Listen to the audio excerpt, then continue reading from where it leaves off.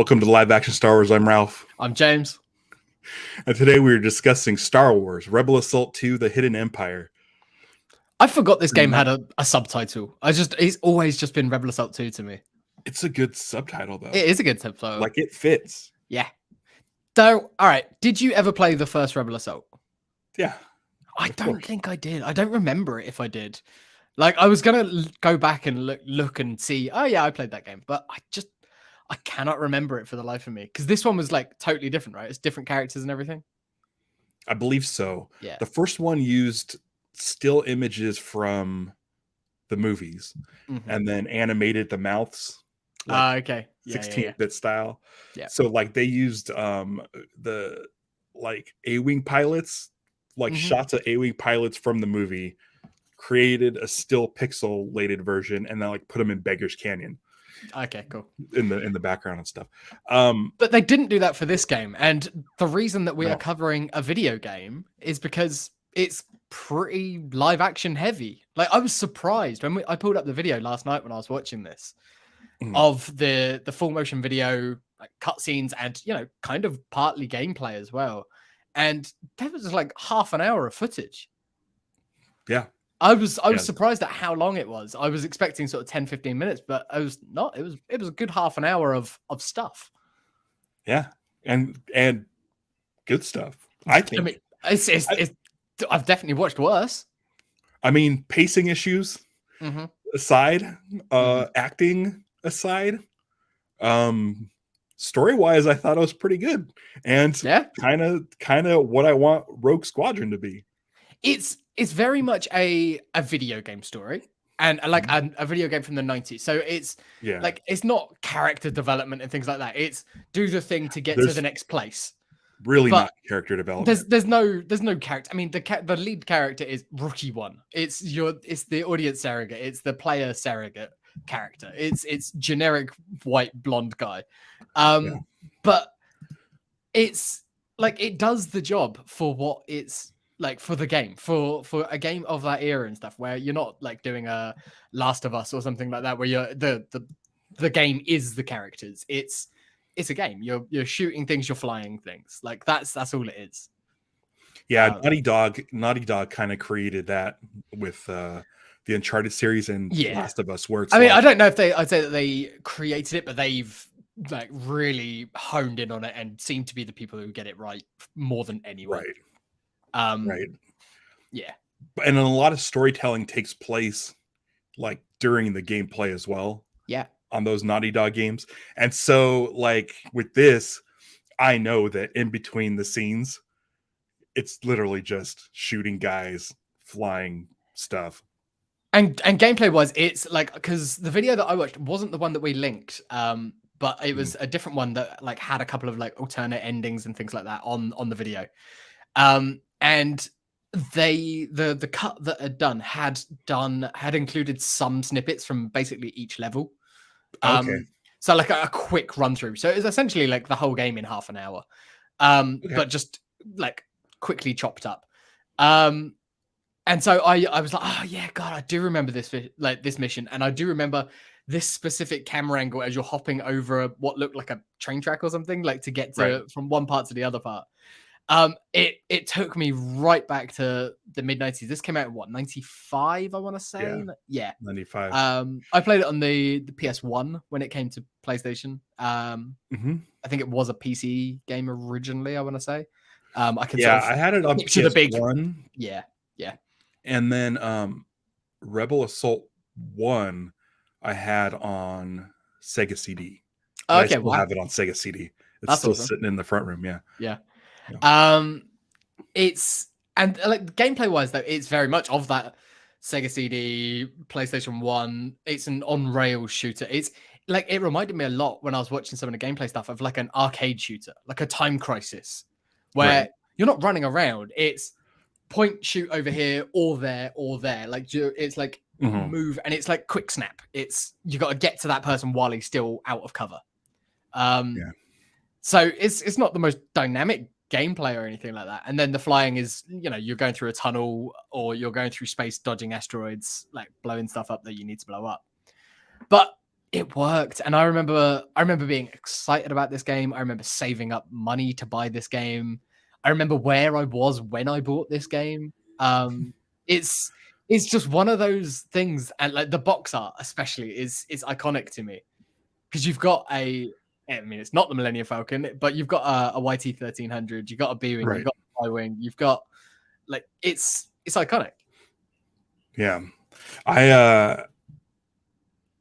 Yeah, that Millennium Falcon level, which I'm just going to call Millennium Falcon level, is probably one of the worst levels ever in gaming. It was so hard. It was. I mean, there was a lot of hard levels in this. Yeah. The speeder bike level as well. Like, I remember that being tricky. Yeah. The like backgrounds, the background, you're flying through the mining facility, and you can't really get a good sense of where you are as far as where any of the objects are. No. And you don't know where the hit detection is, and you're just running into shit left and right. Yeah.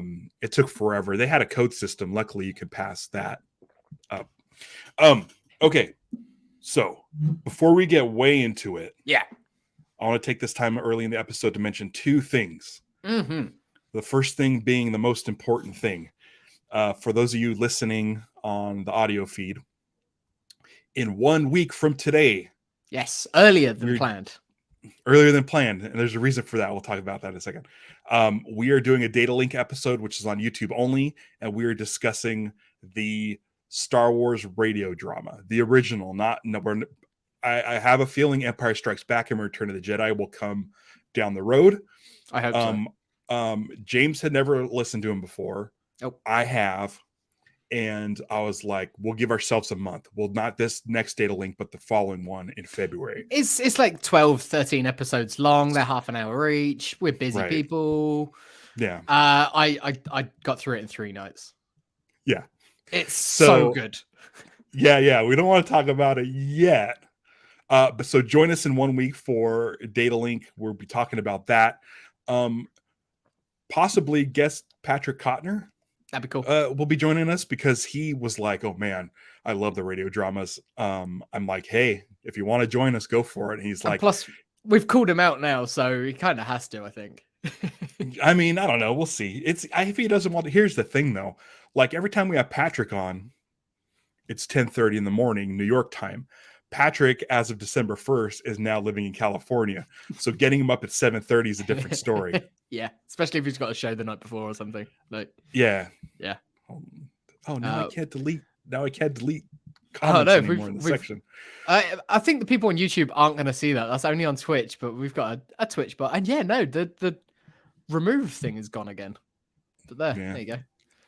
Free ad. So I don't know. We'll see. Patrick did send me a text yesterday. He's like, "You're just doing Star Wars, right?" I'm like, "Yeah, just Star Wars." I'm like, "Okay." So he wants to join us. We'll see. We'll see. But if you haven't listened to that and you love Star Wars, like in like 1977, if you want to feel like what like a Disney Plus show would be, I guess. Or an expanded novel, like when they did the really expanded edition of like the Last Jedi novel and things like that. It's I don't want to go into it too much. We'll talk about it, but yeah. Listen to it. Listen to it next week. Yeah, go and make sure you subscribe to the YouTube channel if you're just listening to this. Yeah. And then the other thing I wanted to mention, I don't know if we should wait till after. Do you want to wait till after to talk about Mandalorian season 3 trailer? We can do it now briefly. You want to do it now? Let's just touch on it now, because I don't think we've got too much to say. People are going apeshit. They are. I mean, I've noticed this in the build-up to Mandalorian. Like, everyone is hyped for Mandalorian. Like, I think more than us. Like, I don't think. Definitely more than us. And that's not to say that I'm not excited about it. It's so weird because I'm excited about it. And I watched that trailer and I'm like, cool, I'm in. I'm in for this. But like you've been saying, Andor set a bar so much higher than anything else we've had in so long that it's just hard for anything to get to it. And I feel bad for the other shows because there hasn't been a bad one yet. I've enjoyed everything so far on different levels. Yeah, we all have. Yeah, and like I really like Mandalorian for what it is, and I'm glad that there is that for the people that want the action figures, people playing with their action figures show. Mhm. This trailer did nothing to prove to me that it isn't going to be that again. Yeah. But hey, that's what that show is, and it looks good. It looks fun. Yeah, it looks fun. I guess I've never really been into. I was never a Boba Fett fan. Like growing up, Like I was we like, talked about it on the the Boba Fett show. yeah, yeah, the armor's cool, but I mean, like I was never interested in Mandalorian stuff. And when I watched the Clone Wars, like I kind of found those Mandalorian episodes boring. Interesting. So Uh, that was like those episodes and stuff like that is where I actually went, huh, I like the Mandalorian culture stuff and like the clans and all of that stuff yeah, way more than I've ever liked Boba Fett as a character. So that yeah. stuff in this trailer is what has me interested. I enjoyed it in Rebels when you got more about Sabine and things like that. So it's the inclusion of those bits that I'm interested in. I really like Sabine, Mm. and the reason I like Sabine is because she's a character. Yes. Not I feel just like armor. I feel like Din Djarin is a blank slate, which is fine because like Luke Skywalker was kind of a blank slate. Mm. Rookie One is a blank slate, which it's fine. But with in a movie or a video game, that works because it's a 2-hour chunk, and you'll get somewhat of an arc. Mm-hmm. But when you have a TV series which is serialized, and there's what 8 or I don't know how many episodes are in. I think it's another 8. Yeah, I'm pretty sure it's 8. That's a good almost 6 hours of hopefully story. Yeah. And the character needs to grow. And I mean, I feel like as soon as the Mandalorian saw Grogu for the first time and he goes against his code and he shoots IG-11 in the head, that's his arc. He changed into a guy who's willing to become a father. Yeah. It became Lone Wolf and Cub. And then later, the end of season 2, right? It gets to the point where he's willing to take off his helmet for the child. Yep. Like, go against. Okay, cool. It's more moments instead of an arc. Like, I don't know. There's what else? I just don't know. I mean, I think that's what there's nothing in this trailer. There's nothing in this trailer that leads me to believe that these characters are going to grow at all. Well, that's the thing that I think with it. I think there's the promise of that with this season, with like basically he's got the Darksaber, he could sort of become the new Mandalore, he could reunite all the Mandalorians and all of that. But then he's talking to the armorer in this trailer, and again, it's a trailer, it's edited differently to make us think one thing. But he's talking to the armorer about like going back to Mandalore to regain his honor. It's like, fuck all that. Like, don't like. You've seen that way, the way is wrong. Just because it's the slogan of the show that people like to repeat all the time doesn't mean that this is the way is right. They are a cult. He was raised in a death cult, literally. Like his growth should be going, hang on, fuck this noise. I don't want to be doing this anymore. I want to do my own way. So hopefully we get some of that. I think the stuff that really was interesting to me, and that I think that could be some story going forward, is like the Dr. Perishing stuff. We'll see him on what we think is Coruscant. And then so that's I would love to see some more connective tissue with cloning and Snoke and Palpatine and stuff. I hope. It seems like, I mean, they're in the trailer. I hope we get some more of that sort of stuff. So it's the not Din Djarin Grogu stuff that has me more excited. But Stevie pointed out here, it's Grogu. Like, that's why there's such a fervor around this show and why people are so anticipating the show coming back. I think it's much like bigger than the other Star Wars shows. And it's because there's a cute baby Yoda in there. It's like, yeah, cool. But also, like, at the end, he takes out some sort of monster. Yeah. And it's like, okay, cool. That monster's smaller than the Mudhorn, so like it's like I don't. So what do I care? Like if he's like pulling down a TIE fighter, that shows growth. I want stories to move forward, and not backward. I want it to be. I don't know. We'll see. I'm not gonna like judge before we see it. I'm excited to watch it, and it's it's only it's about a month away, isn't it? Like, I think the thing is, it's like if this was, 1997 Oh and I yeah. saw a new Star Wars trailer, I'd be like, holy shit, I can't We wait. are spoilt now. We are But now that 100% we get a spoiled. Star Wars show every couple months. I mean, there's a Star Wars show going on right now. I'm not even watching. Um, and so it's just like, okay, cool. The next thing, like, I need something. You know what I think I need is a movie. I really need a movie. I really hope we get an announcement of, like, I don't mind if it's still a ways away, but like an announcement that something is Yeah, in production, like a definite, not man. announced, not a we're writing, we're in development. I want production. I want something to be shooting because that is tangible. Then it's like that's Yeah. happening then. Like barring a Warner Brothers scale like upset, like then it would, like, we know that we're gonna get something. So Right. yeah, I really hope that by Celebration this year, Comic-Con at the latest, like we get a definite announcement that there is a movie like in production. I'd like to see a movie in the theater. I'd like to go to a movie theater. Mm. Even if if they say it's a Disney Plus movie and they did what they did with like Glass Onion. Limited release. Yep. Limited release. Like I'm fine with that. Whatever. They're gonna make so much money on the big screen, I feel like. Yeah. Just It's do been a it. while now. And again, if it's something that even remotely links or ties it in a Marvel Cinematic Universe-esque way to these shows that people love, like Right. they've got all the eras covered now. Like we both hope that it's something farther forward. Like we think Rogue Squadron, hopefully Taika's movie, whatever that is. Like if it's something that ties in, it doesn't need to like be plot heavy or doesn't need to be like No. reliant on any of the Disney Plus stuff, but like a hint of it or one returning actor, something like that. Like Yeah. then they're off to the races because everyone loves the Disney Plus stuff. Hopefully Christmas 2024 we get a movie on the slate. Let's before we get into Rebel Assault, let's say hey. We said hi to some people, but Luch is here, Sarah's here, Stevie's here. We mentioned this bot that we can't delete. Follow that, I guess. And is that everybody? That's everybody. That's everyone. Yeah. Yeah. Rogue Squadron. I was trying to think of a way for that movie to be a movie if it's just about a group of pilots. And we saw Maverick and we're like, it could be that sort of template going on one big mission. Yep. I've changed my mind on that, and I like Rebel Assault 2, where it is one of these groups, but they stumble across something unseen, something strange. It's a mystery. Yeah.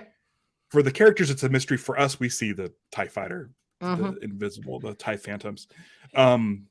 You can combine the two. Like it can be like a new squadron that's been put together, and then they're on a training mission or something, and then they stumble across. Yeah. Yeah. But you can follow a rookie. You can follow a rookie. I mean, gets follow a mystery, gets shot down behind enemy lines, makes his escape while uncovering this advanced tech. Like it's a good story. Yeah. It's a really good story. Like as janky as the effects are, and to think like Troops came out just a couple years after this. Yeah, the special editions came out a couple of years after this. Like, it's still, the story was really, really solid. And I can picture George. Did this come after Dark Forces 2? This came out before, right? Let me have a quick look, see what I can find. So I think the Rebel Assault games were sort of like the first Star Wars games to sort of enter like the Dark CD Forces era. Dark Forces 2 was 97, so this was before. Okay. So I can see George looking at this and being like, well, we could put this guy on any planet. Yeah. He like the effects look, the CG landscapes don't look great, but I mean, we could shoot these same angles with models. Yeah. And I guarantee you, like, this kind of stuff is the stuff that got him excited to do. Between this and like Jurassic Park, like if Jurassic Park, you can make real dinosaurs with cameras that move, and this, you have real guys moving around CG But terrain. there's shots in this, like when you're like zooming in towards a cockpit from space, and then you Yeah, move around the cockpit. those Like B that wings. is it's but that's the same shot that they then did for the Yavin Assault. Like when you're like getting closer, it's like it's right there. The DNA of the special edition changes are in stuff like this. Yeah, And yeah. you can tell that these guys were working it out. Like that was the beauty of having LucasArts be like this in-house company, not just like because it's Lucasfilm Games now, but it's definitely a much smaller team than LucasArts was. Like they're not out here making Monkey Islands and Dax and Jackster and yeah.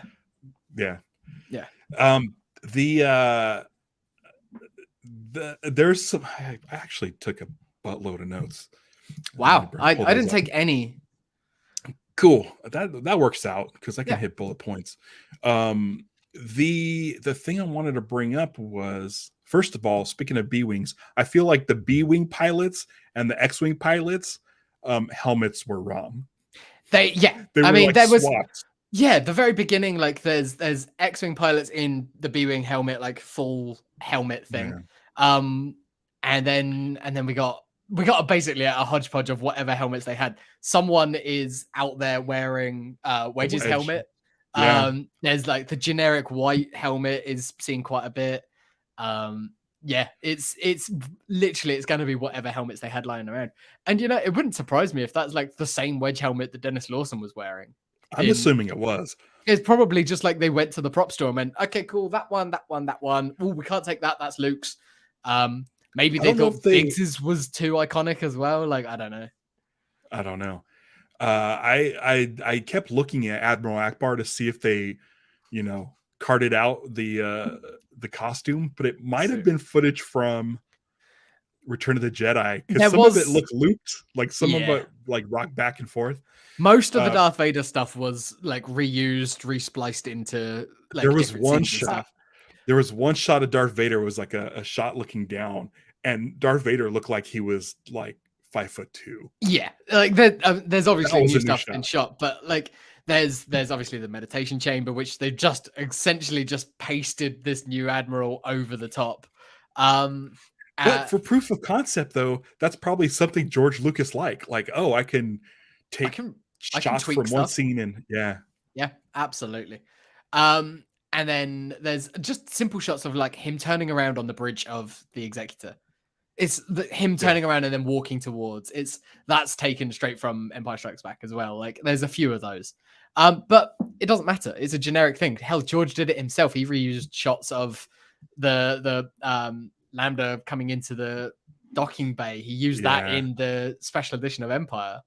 And didn't even take out Moff Jerjerrod. Like he's still in there if you look for him. It's like whatever. That's my least favorite change in Empire special edition. Like it's unnecessary. I don't need it. Yeah. And it fucks with the score. Yeah. The music gets altered so that years and years and years of listening to that music all of a sudden is now different, and you're like, oh no, that's not how it works. That's why I don't like the score to Ghostbusters Afterlife. Because it's like, I know this music and it's not from this. Stop. Yeah. Stop. You're making me think of those guys. We get the new Darth Vader voice. This is the first time, I think. Yeah. Who was it? It was C. Andrew Nelson. Yeah. C. Andrew Nelson. Who was a digital painter. He did digital painting on. I don't know if he's the voice. There was two people he might have been credited. The body. He might have been the body for the updated shots. It was like Steven. I think he's done a bunch. He was at the bottom of the IMDb. Okay. Oh yeah. Oh, why. Scott Lawrence. Yes, Scott Lawrence. He is Darth Vader now. Basically, like he has been for years now. Probably since this. Maybe not in not anymore. No. But he's good. I think he was still finding his feet in this one. But like, he's still good. Who did Ackbar? Because Ackbar was less good. Well, I it said in the credits that Admiral Ackbar was played by himself. Okay. But I don't think it was Tim Rose. It was Tim Rose, but it was fine. It was Like, the weakest of the like existing like characters, I thought. video games back then were nothing like they Oh, are now. no. Like, you don't get Norman Reedus or Keanu Reeves to be like Or digitally scanned in or your your game. Nolan Norths or like these high quality Yeah, voice actors who like are they never need to appear on screen because you know them by name. Like they are iconic voice actors. Like yeah. it wasn't like that then. I looked up everybody. Rookie One is like He's still True acting. Detective. He Yeah, was in the he's True a True Detective. Detective. He's on 911 at the moment. He was in The After Party. Did you watch that show on Apple Oh, TV? was he? He was in The Who After is he in Party. After Party? Does it say? Marshall.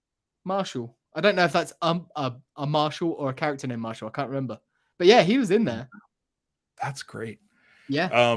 So Not he wouldn't have been one of the main guys because he's Rue not quite. Merlin. Is her name Rue Merlin? Where is it? Yeah, Room Merlin.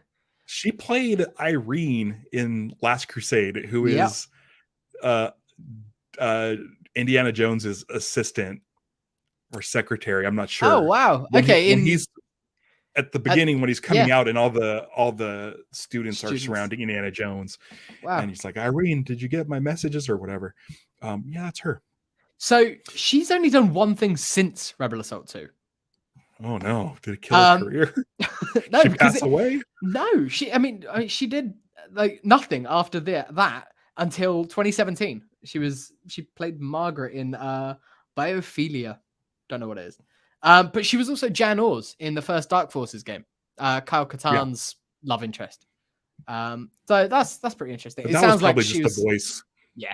Sounds like she's probably a Lucasfilm employee or something, or someone Yeah, in could that sphere, or at least was in the mid 90s. Yeah, It made me laugh. Fine. It made me laugh because when she put on her helmet, it didn't have the black marks on the back of the helmet, the Stormtrooper helmet. And I'm like, what the? Like, they couldn't even get a good Stormtrooper thing. And then I realized it's for a video game. So you probably needed to know which one you were and which one she was. Yeah. So they had that little change where the black marks on the back of the helmet weren't right. So you can distinguish which one was which. Also, there were some CG stormtroopers. Okay. Like, there was a mix of live action, like there's mostly live action stormtroopers, but there were some CG for shots that like panned out or the camera moved around where they didn't have to lock down the camera for the actors. And I was also thinking, like, George probably took note of that. You don't need people in costumes to do. You don't have to build all this armor. I don't need to talk to humans. It never really bothered me though.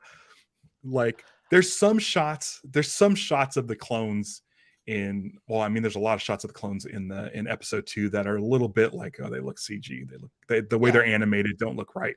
And for the most part, they look pretty good in Revenge of the Sith. I think they look great. Like, I love watching the background of Utapau. Like, it's fun. I want to say that Kashyyyk, the Biker Scouts, the paint, like the textures don't look right. They look a little airbrushed and fake. The shapes don't really fit right. I think the stuff that looks really good is Obi-Wan's lot on Utapau. Like, that stuff looks cool. Cody looks great. Like, we get like close-ups and stuff on him there, and it's solid. But yeah, some of the others maybe not so great. The ones on Maigito with Ki-Adi-Mundi, the snowtroopery looking ones, they look all right, I think. So it's a bit of a mixed bag, but yeah. Yeah. I mean, I understand what George was doing because, listen, man, you want to make thousands of clones for the clone. Like, you want to live up to the Clone Wars, which we'll talk about next week on Data Link, because there's way more drops of the Clone Wars in that radio drama. Guys, listen to the radio drama. Do it. It's great. I'd held off for so long because I was like, I'm not going to get anything new out of this. I got so much new out of this. It's all new. At least where I'm at. I've listened to 4. It's all new though. Yeah. Save it for next week. I said it before, the movie doesn't show you how 3PO gets into the Sandcrawler. Such a This is where you get that information. But it's that like that's what I knew about it before going in. But like that's such a Yeah. nothing burger compared to But like that's but everything that's else that we get. Yeah. but that's what like is great about it. Hmm. It's not just here's Star Wars. We got a whole episode about this next week. I'm looking Yeah, forward yeah, to it. yeah. But I'm saying listen to it. Go. You're Yeah, gonna want yeah. to Oh listen yeah. to it and Definitely, join us. definitely. I think Jeremy started listening. Jeremy just showed Awesome. up to the radio drama. Next week, Jeremy. Yeah. Next week. The ore processing plant was such a cool idea. And again, all of the stuff I'd like to see Hmm. upgraded, live Yeah. action. Dude, even if in Rogue Squadron, if that dude playing Rookie One, Oh Jansen, wow. whatever it is, Yeah, like yeah. get him in there.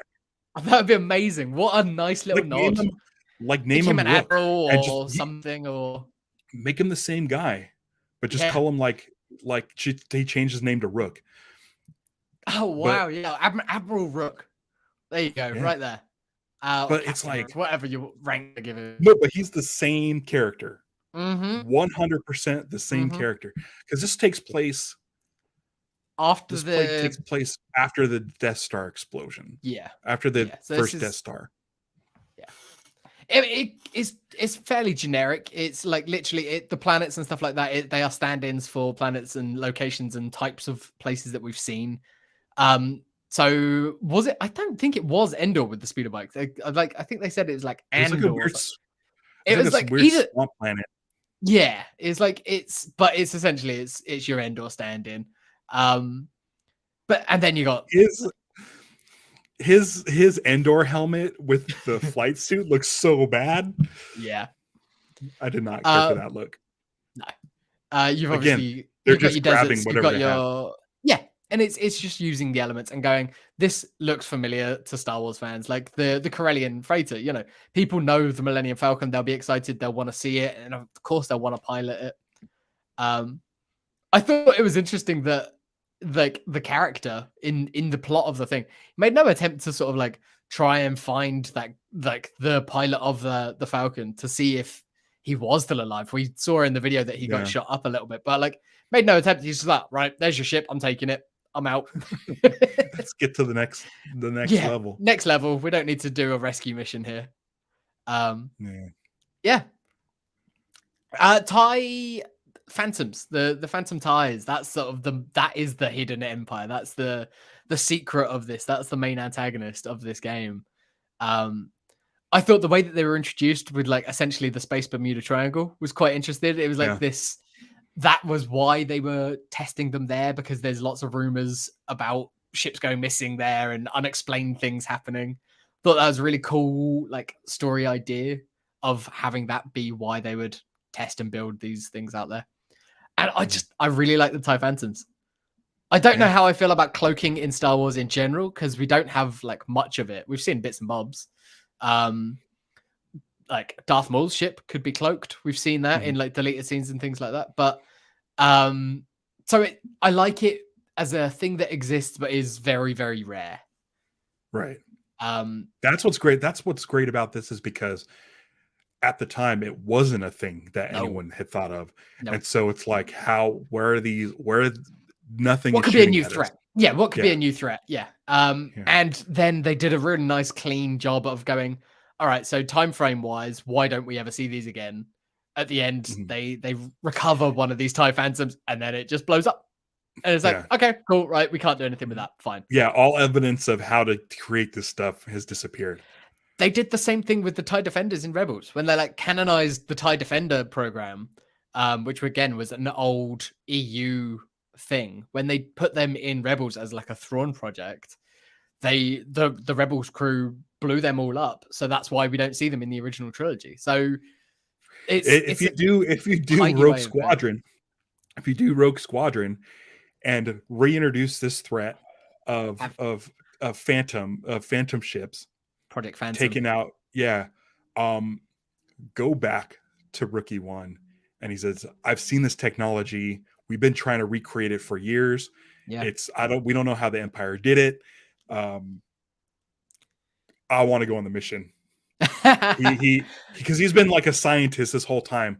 Okay. Oh, trying to recreate it, and he goes, puts on his flight suit and becomes part of Rogue Squadron. He doesn't have to be the leader, but he could be in there. He's like the it's like veteran Ripley. amongst rookies. Yeah, It's like Ripley. Like, I've seen it. I've dealt with these things, and yeah. That works. I like the Ripley comparison there. so the canon, so it still fits in the Canada things, but you don't have to like be like, you guys, you have to go see Rebel Like, Assault he 2 seems in like a order to get working this. actor who would jump at the opportunity. Dennis Lawson feels like he might be a bit more picky. So even if it's a case of like Dennis Lawson does a quick cameo and sort of hands the mission off to this guy because he's the one who has the experience with it. I like it. I like the idea of it. Yeah. You don't 'cause need it to like is good. fully It is a fully good canonize the game or anything like that. Like, you can Like- take elements that you want. Like, you take the TIE Phantoms, but I it doesn't feel need like to be fully in. There was stuff in Dark Forces 2 where you're like, that shit's never coming back into canon. Like, there's a lot of EU stuff that I hear about where I'm like, oh Jesus Christ, I'm glad that's gone. Absolutely. But as far as this goes, I'm like, I feel all this stuff is sound and nice and kind of cool. And we know that they interesting. love dwelling and like delving in and like picking and choosing the bits. It doesn't need to Yeah. be one for one, but TIE Defenders for one. Hell, Night Sisters. Like, these are all old EU elements, like, that are now quite important. Thrawn. Like, these are all things that came from that. So, like, the genesis of it is there, and it's like, cool. How do we make that work in Star Wars today? How do we update it? And it's, I think that's a really good way of doing it. One of my favorite moments in the scenes we watch is when you capture a TIE fighter and you're training in a TIE fighter. There's some dialogue in there where the trainer guy tells Rookie One, it's like, hey, listen, don't go too crazy in here. The reason why we don't have many TIE fighters, we don't have a lot of them captured, is because they're pretty much, there's no shields. They're crap. So I thought that was a lot of, like, that bit of world building. It's like, why don't they steal more TIE fighters? Why, and it makes it the Imperial shuttle like a big deal for them to have an Imperial shuttle. Absolutely. Because these things aren't built. These aren't built to last. They're like battle droids. They're just manufactured to be just a gun to send out. Like, who cares about the life inside? Forget the shields. Pretty sure the stealing of that shuttle is in like one of the Rogue Squadron games as well. It might be the second Rogue Squadron game, might be the first one. Really? Where you rescue like Crix Madine as he's defecting, and he's the one who sort of brings the shuttle with him, sort of thing. Cool. Yeah. But again, like, video games in the 90s and early 2000s, man, they did so much. They filled in all these little details. Like, there wasn't enough to write a novel about it or do a whole comic book series about it, but like, how did they get that shuttle? Do it in the video game. Done. Sorted. Yeah. There's lots of fun bits and bobs like that. Yeah. It's cool. What else about this game? About these? I mean, let's talk about the video though, because that's what we're here for. It's like the live action stuff of it. Yeah. And I thought most of it was done well. The sets, it's very much. Did you watch any of the bloopers by any chance? I found another video that had. I'll send it to you. I'll put it up. I'll tweet it from the live action Star Wars Twitter handle. There's a little video. There's only a couple, but basically, if you put in the actor's name in like the cheat code thing of like 2 or 3 of these actors, they all essentially, it's a blooper from them messing up. Oh, and then on that fun. You saw like essentially just like it's them, a couple of crates, and then just a blue screen set. It's like that's all it is, and you could just see George. You could just see George being like, "Oh, these crates can be anything." Yeah. And it feels like that as well. It's like they don't know what texture they're going to bother putting around it just yet, but just for gameplay wise, this is where our cover is. That's where the bad guys are. This is where you are. And it's the dialogue between the 2 leads and stuff like that. It's just funny and hearing them mess up. But again, they just look like they're having a lot of fun doing it. That's nice to see. The guy playing the Imperial Admiral, he has a good long one. Like, those sort of classic thespian actor mess ups where he says the wrong word, but then he keeps going and going and going. And then it's only when someone calls it, it's like, come on, we're running out of film here. Like, that's when he cuts. Yeah, they probably shot this on film. Yeah, probably in 94, 95 if they're developing it. Yeah. Like, so yeah, 94, maybe even 93. Yeah, almost certainly I'd say on film. Or man, I guess video. I mean, But they could have done video, but yeah, it wouldn't look great. no. Um I don't know what else to say. I think I really, really enjoyed it. It made me want to play the game though. And I know the game's not. It because I watched some of the gameplay stuff, it made me go, okay, I don't need to play this game. Right. But if you want to see the game being played and people talking shit and being funny over the top of it, Funhouse, Jacob over on Funhouse, they did a gameplay with this. Like they're all in costume, they're being silly, and they played this, one of the first ones that they did. So yeah, just search Funhouse Star Wars, it'll come up. Yeah. That's a fun way of getting a snippet of gameplay stuff. I blasted through all my notes. Cool. The kiss at the end felt like that's the one completely like out of nowhere. Like I don't know. There's no development of a romance between these two characters, but it's like, you're the hero, you get to kiss the girl at the end, sort of thing. Fine. Yeah. The medal that you get given changes depending on what ending or what difficulty you've played on. Oh, okay. So they shot that a few times. I saw like 2 or 3 different endings. So you either get like a little patch on the Stormtrooper armor, or you get like a gold medal similar to the Yavin medals. God damn. Somewhere in a landfill somewhere is my X-Wing floppy disks. Oh wow. With my medals on it. Man. All the medals and ribbons I earned for different things. They were great games. They were really Switch. Great. I need a version on Switch. I mean, the Star Wars Squadrons was a really good game a couple of years ago. Like it was, I think it's now pretty much just like a dying multiplayer thing. But like the campaign wasn't too long. It was really fun flight sim, playing, shooting stuff in X-Wings and stuff. I really enjoyed it. Hera's in it, Wedge is in it. It's good. It's canon. Scott asked, was it considered a good game? He played X-Wing and TIE Fighter a bunch, but not any Rebel Assault. I wouldn't say I'm not going to say it's a bad game. No, but it's like an arcade shooter. It's a rail shooter. What do they call that? Yeah, on rails arcade shooter is what how I'd describe it. Think Time Crisis, I think is my best comparison. Take cover. Like, Day of the Dead, Dawn of the House of the Dead. House of the Dead. That's it. One of those. I can't remember at the time. I was a kid in 95. I think I probably played this in 96. So I was like 9 years old when I played this. I was excited about it. I loved it. I remember, I think it's one of those things. At the time, everyone was just excited that there's new Star Wars. If they took a look at it and went like really analytically through it, they would be like, the game's fine. It's nothing special, but it's new Star Wars. So we're excited about it. We got the Zahn trilogy or the Thrawn trilogy that Timothy Zahn did like right before this. And that was 91, like 91, 92, 93, I think. Yeah. Yeah. And then we had like Star Tours. Dark Forces, this was like the first comic book. And then Rebel Assault 1 used still images. Yeah. So this was like the first like live action Star Wars footage that they shot since the Battle for Endor. Yeah. Which I think at the time, like, they definitely weren't putting a Star Wars title on it, even though it's sort of in that shared universe. Yeah. So like something with the Star Wars name on it, the first since Return of the Jedi, like if for marketing reasons, it was that at least. Yeah, it's worth watching, Scott. I'd say worth watching video, and then if it really strikes your fancy, you might be able to find an emulator. I can't imagine it's a high intense game to be able to play in a browser or something. I mean, put it. I don't know why every game isn't put in marketplace like for PlayStation or Switch, but Switch has been getting Switch has like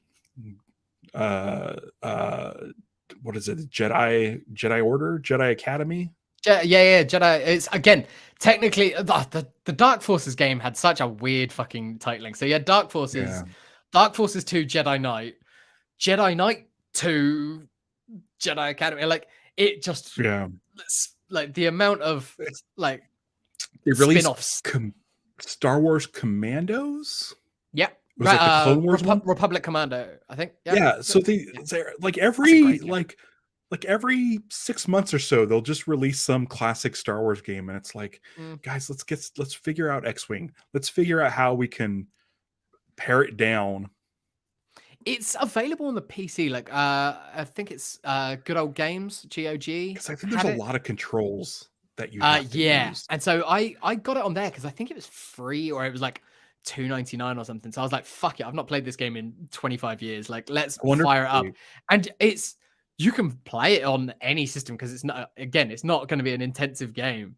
But I don't think it comes with a manual. And there are so many button controls, and it just sort of throws you in there. So it's like, what the fuck am I doing? What have I got to press? SS shields. Okay. I remember SS shields, and it would toggle between all facing, two facing forward and back, or then all back. It would toggle between those three. I remember the numbers, the number pad. Yeah. Would be the different angles you can look. Wow. Okay. So I don't know how you would translate that to. You'd have to move it around, wouldn't you? I don't know. Yeah. J, I, L, and M maybe. If you're doing it over there, but then there was a lot. I think you should have a look at Star Wars Squadrons if you can find it cheap somewhere, or if it's on the Switch, just to play the campaign, because it'll scratch that itch for you with like a much better look. And Wedge is in that, right? Yeah, Wedge is in that. Hera's in there. Akbar's in there. Yeah, it's good. It's good. I really liked it. And yeah, Dennis Lawson came back for it, which is nice. Yeah, that's what I mentioned. The Battle for Endor was the last thing they shot Star Wars was. I'm sure there was some sort of commercial for Star Tours. I just found a commercial for Star Tours. Yeah. So I mean, I don't know. I think all in all, like I would want to play this game. I think if they put it, I have a feeling like they would have to like pay the actors again if they were to maybe. Yeah, Switch, it could be something. But I don't. Maybe not. Maybe not. Rebel Assault 1. No, that's just using footage from the old one. That's images that Lucasfilm has the rights to. So get Rebel Assault 1 on there. It'd be interesting. You know what's funny is this came out around the time of Sewer Shark. Oh wow, okay. And Sewer Shark was a Sega CD game I played. Full motion video. Yeah. Had the guy from Total Recall, his buddy, who he works with at the mining facility. He's like the main bad guy. And it's also you're a pilot flying through sewers, and it's a similar thing. You're on rails shooting stuff and whatever. That game was directed by John Dykstra. Okay. And so I'm wondering if Lucasfilm saw what Dykstra was doing. I was like, oh wait, let's try to do something similar with Star Wars. Robert Costanzo. Yeah. You guys know him. That guy. You guys all know him. He was also in Saturday Night Live and City Slickers. Yeah. You've seen his. You know him. Yeah. He's been in everything. But yeah. So Sewer Shark, another Sega CD classic. But yeah. I want these games. Yeah. They're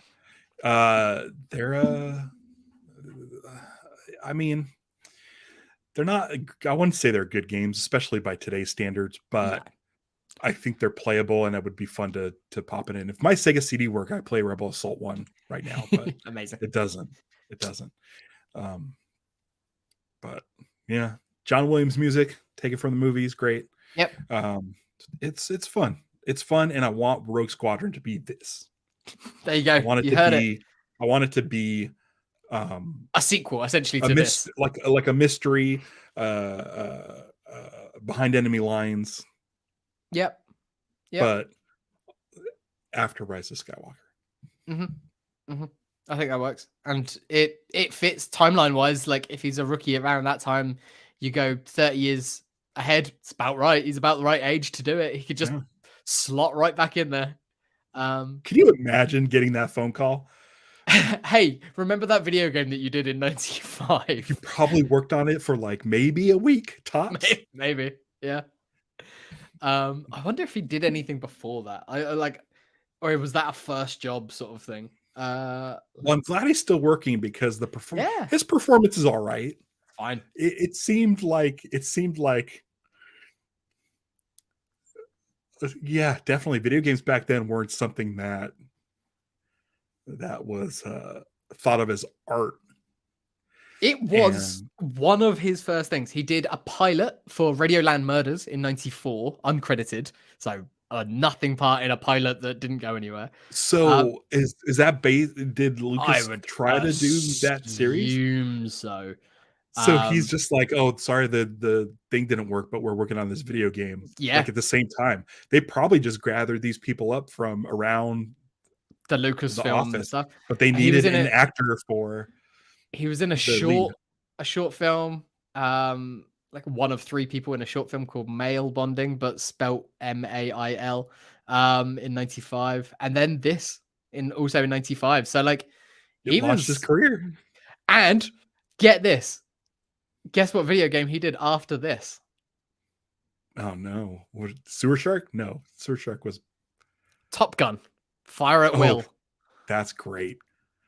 Dude is ready to be a rebel pilot again. Yeah, he did a few video games and TV stuff in the '90s and into the 2000s. Yeah, he'd do it. I think he'd do it at a drop of a hat. I considered reaching out to him to see if we could get him to be on the podcast, but I was like, when I saw he was still a working actor, he was like on a show at the moment. I was like, yeah, I'm not going to bother doing that. Maybe I in the mean, future. Maybe in the future. We could loop back around to it, but that'd be great. And then we could, Because it'd be interesting to hear the like, because there are like the bloopers and stuff, and it is a video game, which again wasn't thought of as art back then. No. It's probably they probably all were just having a laugh and just being like, this is the stupidest, goofiest shit, but all right. It looked like it. Yeah, but it definitely feels out like the template for the Yep. prequels as far as how they shot the prequels. Oh, 100%. Right, I'm going to tweet this out now. So everyone watching this live can go over to Twitter, to Live Action Star Wars Twitter. And that's a good time to plug these things. I do not. I deleted the banner. The banner's gone. Banner's live Action SW on Twitter, Instagram, Facebook, I guess. Wherever you want to find us, we're there. Here, I added that. And I spelled it wrong. Look how many V's. Don't go to the one with 2 V's.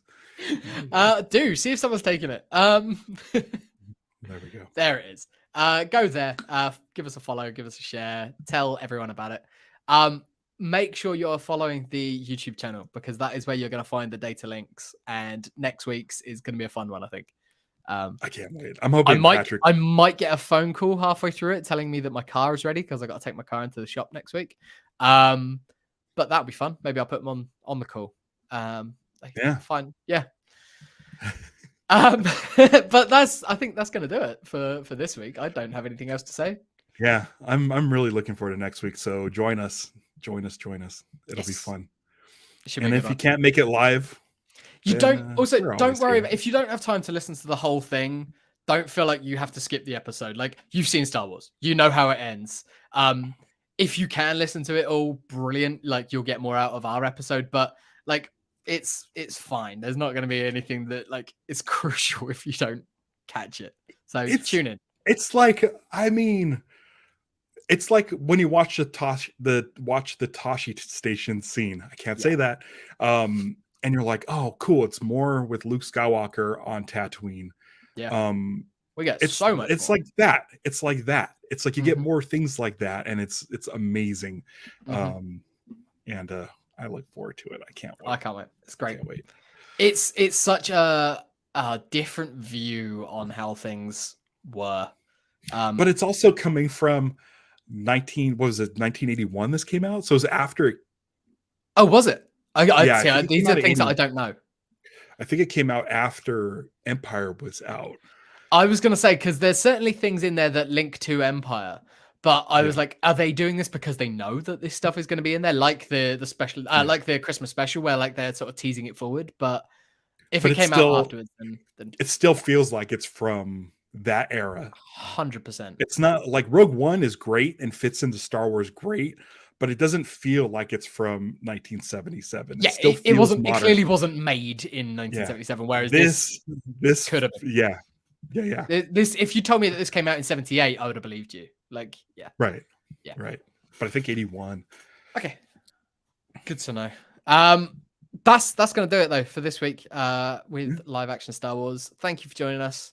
We'll be back next week with the Data Link episode, and then in 2 weeks' time, it's my pick.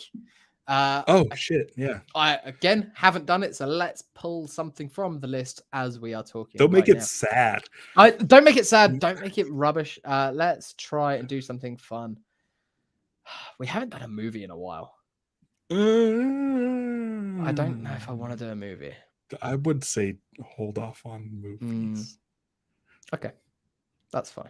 Yeah, because we're down to just the sequel trilogy now, aren't we? Or have Did we we got cover Jedi? Yeah, we did. Yeah, Yeah. we're down to the sequel trilogy, That's crazy. and one might be coming sooner than later. We'll hold off on that though. Okay, let's do something. We've done that. Someone just posted about the Donnie and Marie show, which I don't know where that's available.